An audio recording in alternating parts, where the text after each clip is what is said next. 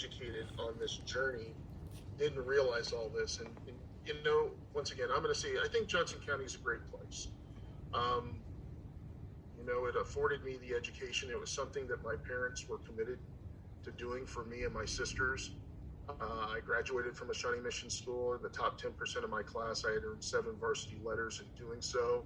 So I had a good experience, but it was a different experience. And as I said, sometimes sharing stories has power. When most individuals have their children, they're encouraging their children to do and be anything that they can. For me, the message in the narrative was slightly different. It was, you can't do this, you can't be in this different area, or you have to do this. I was always told if everybody got B's, I had to get the grade higher. If everybody got A's, I needed to be in all AP classes. And if I was in half my classes were AP classes, I had to get A's in all of them. And so even though, and I don't want to call that trauma or angst or anything, but it's part of my DNA and who I am.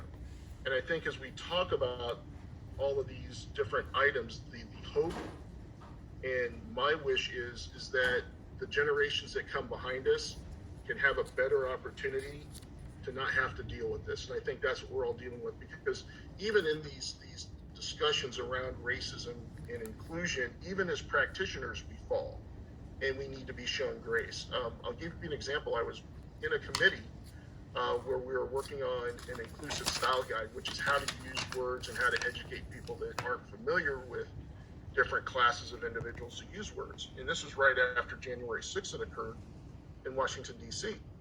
And this is an African-American lady, and she described the individuals in front of her as being cast members on Duck Dynasty. And she's like, oh my God, I'm so scared. I don't even want to deal with this. And these gentlemen turned around, looked at her, and they said, excuse me, ma'am, can we help you with this? Do you want to move in front of us? And she's like, I failed. And I know better. I failed. My biases turned on me. I prejudged those individuals on how they were going to interface with me, and I failed. And we will.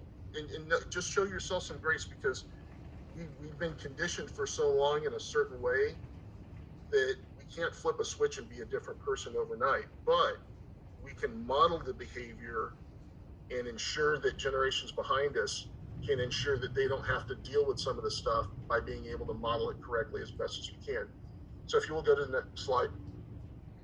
So one of the things that, as being kind of a history buff that I had studied was, there is a anthropologist in South America. One of his white papers, he talked about, the impact of individuals owning real property that were just working on farms. Once they became tenant farmers, it impacted their lives.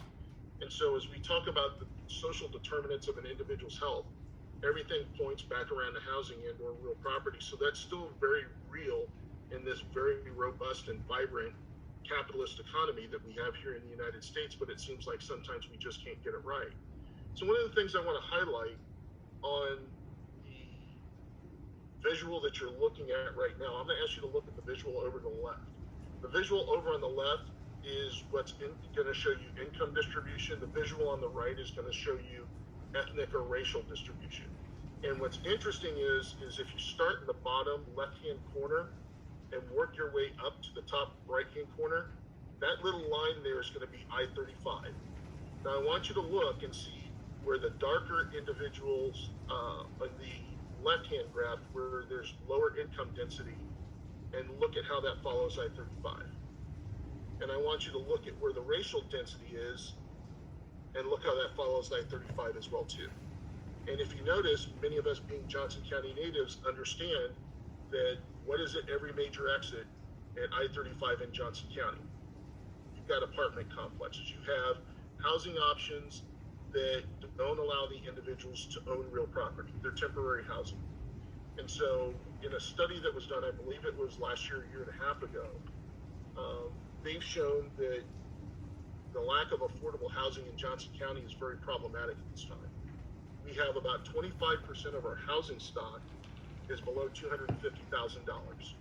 So if I'm graduating from college and I get married, and let's say I'm 24 years old and I've got a good paying job, like me and everybody else, I work at Cerner, and I want to buy a house, the price point that I'm going to have to start at, it's well beyond my reach. So what housing opportunities do I have?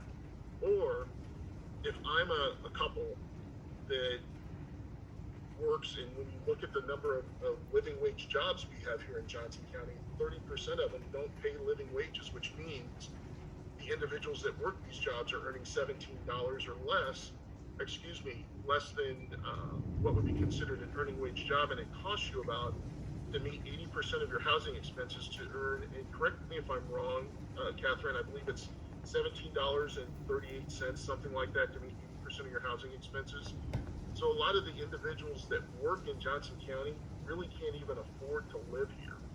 You know, look at your teachers, for instance. There's been a lot of debate here in Johnson County, specifically in Shawnee Mission, on teacher pay. A lot of the teachers can't afford to live here. What would be the quality and the impact if you had an educator that you can run into in the grocery store and can have a personal relationship with your child outside of school? What do the educational outcomes look like at that point? But anyways, as we move forward, you know, the going back to talking about power and privilege, when you look at leadership, and I know a lot of you on this call have been involved in government in some form, public service in some form or fashion, you know that representation doesn't necessarily represent the racial makeup of the people that they're representing. We're hoping that changes, but we know it always hasn't. So when you look at a lot of the policies that have been created up to this point, we haven't had individuals that have represented their like being in a position to create policy. In other words, the power to be able to change circumstances has not been innately empowered to certain racial groups. And so as you hear a lot of discussion of talking about what do our racial makeups look like in governing bodies and leadership in classrooms, this is very important because, once again, the individuals that have been serving in public service in Johnson County, and once again, not saying they've done a poor job, but when you consider cultural competencies, do they really understand the needs of certain demographics? And I know, go ahead and go to the next slide. We'll show some of the data points relative to African American or Black families that live in Johnson County, and it's somewhat startling. But what I want to really do, and I want to resonate to you right now, is the population of the African American demographic in Johnson County is held static for about the better half of the last 45 to 50 years. The demographic that's growing very quietly and very rapidly is the Latinx demographic, but they're following a lot of these same trends and no one's talking about it. And my concern is if we don't take a forward approach and start addressing these issues right now, what happened in the story that I started this off, we talked about the downfall of what happened in the public education system in the Kansas City, Missouri public school system, is going to start occurring here in Johnson County in the next 5 to 10 years. We're going to start seeing blighted areas. We're going to start seeing huge migration further away from the epicenter of what's downtown Overland Park and or the center of Johnson County. People just moving away from areas and pulling that capital with them to go replant in different areas and leaving these areas behind. Johnson County is a great place, and you know, I commend you all for being on this call and understanding that this is important. I'll leave you with this last point. You know, we all talk about equity. What is really equity? Equity, it's not about talking about pie. To me, it's also not about giving something up to give to somebody else. Equity is making sure that when the high tide comes in, that all ships float. And that means that people that need to be successful have the tools and the resources that they need, regardless of privilege, to be able to be successful if they so choose to. And so, you know, my charge to all of you as you continue to do this work is, as we do this, continue to tell your stories, reach out to people that may not be informed, but know that if we don't take action, we're going to be dealing with some dire consequences here in the next 5 to 10 years.